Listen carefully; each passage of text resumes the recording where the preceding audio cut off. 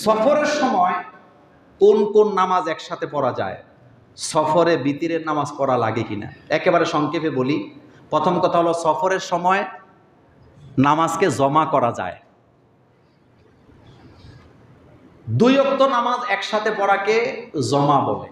আপনি যখন সফরে থাকবেন, সেই জমাটা জোহর এবং আসর একসাথে পড়া, মাগরিব আর এশাকে একসাথে পড়া। তবে মাযহাবের মধ্যে এটা নিয়ে একটু পার্থক্য আছে। তবে জমা করা জায়েজ, এটা সকল ইমামরা একমত। কোন কোন ইমাম বলেছেন নামাজটা হয় আগায় পড়বে, না হয় পিছায়া পড়বে।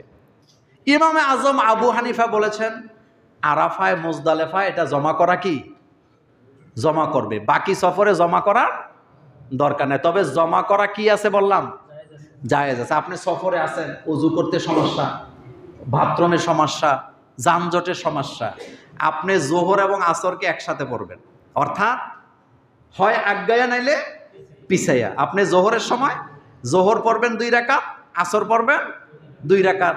মাগরিবের সময় অথবা এশার সময় মাগরিব পড়বেন 3 রাকাত, এশা পড়বেন 2 রাকাত। আরেকটা হলো সফরের সময় বিতির পড়া লাগবে কিনা। হ্যাঁ, অবশ্যই পড়া লাগবে, কারণ বিতির হচ্ছে ওয়াজিব নামাজ। বলেন, বিতির কি নামাজ? ওয়াজিব নামাজ।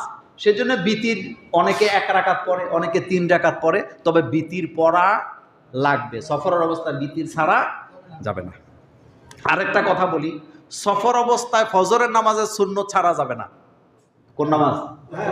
রাসূল সাল্লাল্লাহু আলাইহি ওয়াসাল্লাম কখনো ফজরের নামাজের সুন্নত